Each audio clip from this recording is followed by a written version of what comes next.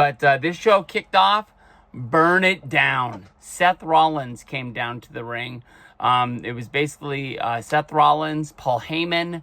There was Braun Breaker and Bronson Reed, and they made their way out to the ring. And, minus Braun Breaker, who wrestled in a dark match on SmackDown against Jey Uso. I don't know who won that match.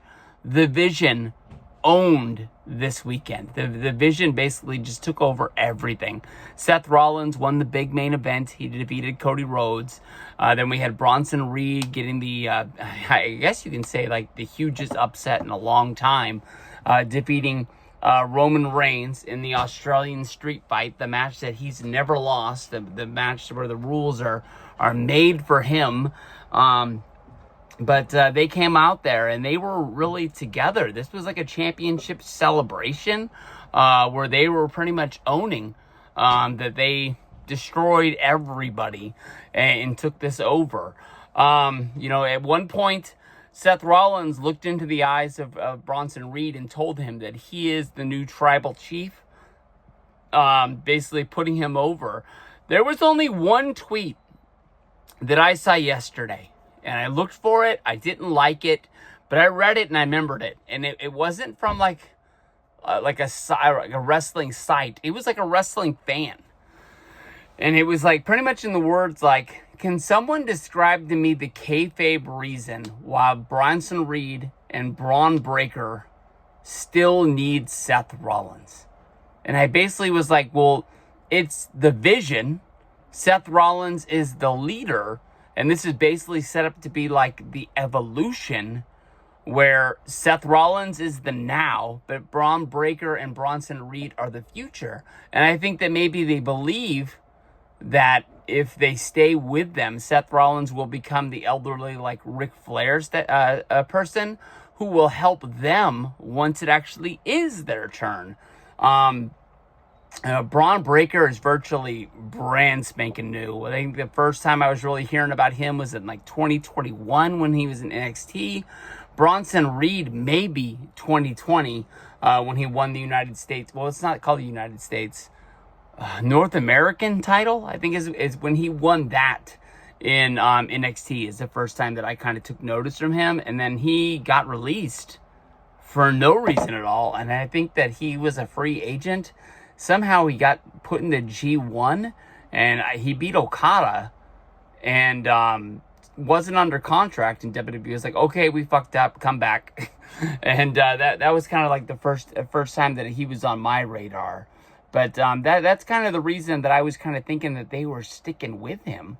Plus, War Games is freaking coming up. And you know how important War Games is. And you got to have I'm not sure if it's 4 or 5. In the past, they've done 5-man teams. But it's doable with 4. And I just thought that was the freaking reason. But the beginning of the show, it seemed like everyone was all together.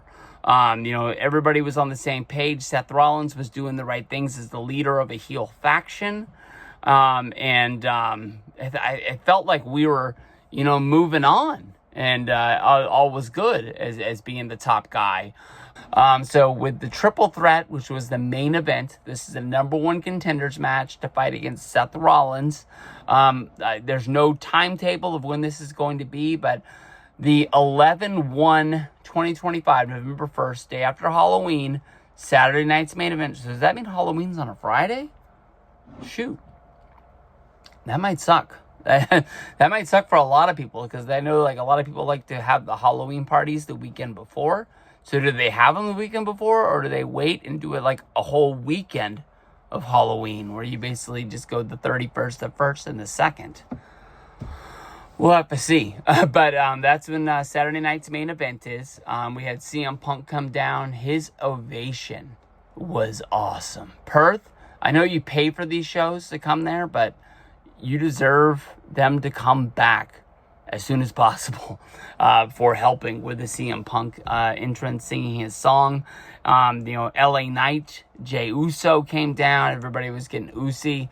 Everybody dropping the yeets, going bananas. Basically This one ended, and I'm surprised. CM Punk was able to get the win. He got the win by pinning Jey Uso. This is a tough one because no matter what, you had to pin somebody or submit somebody.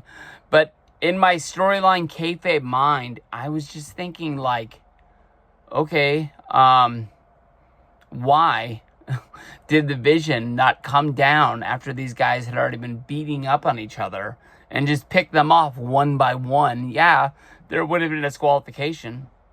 But if there was a disqualification, there would be no winner. So Seth Rollins does not have anybody to defend the championship again. And they could keep doing this over and over and over again. And Rollins would just keep the belt. Team WWE is going to have to find a way to come together and get along. I guess we'll talk about that once we're done, because that gets into what happens at the end and what I think War Games is going to be. But there's a lot of problems. Everybody thinks they're better than the next guy. Everybody thinks that, they deserve the next shot.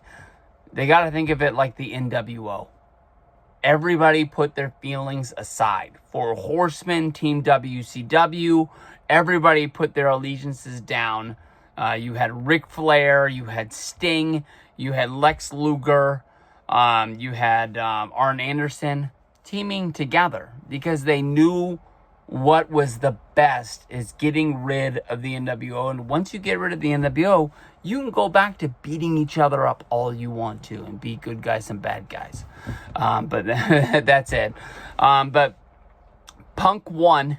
And when Punk went down, Jey Uso, he started his little pity-patty, temper tantrum walking to the back. At that point, Bronson Reed just met him with a huge spear. As like, hey, thank you for trying, not gonna win. And as soon as he gets up, he does the running spear around the ring, and he just takes out LA Knight. So then at that point, we've got Bronson Reed, we've got Seth Rollins. They've made their way to ringside, and they just surround the ring, and they just pounce on CM Punk. And we're basically looking like we're going to end Monday Night Raw the same way that we've been ending it for a while. Just the Vision standing over CM Punk, sort of like taunting him, thinking like, how do you think you're going to be able to challenge against us? It's going to be 3-on-1. You've got no friends. And at that point, Bronson Reed shocked the world. No, I said Bronson Reed. Braun Breaker shocks the world. Takes out Seth Rollins with a huge spear. And at that point, everybody is just like, oh shit, what is going on? What is happening? And at that point, Braun Breaker looks at Bronson Reed and he's like, you need to make a choice. Are you with me or are you with him? And looks down at Rollins on the ground.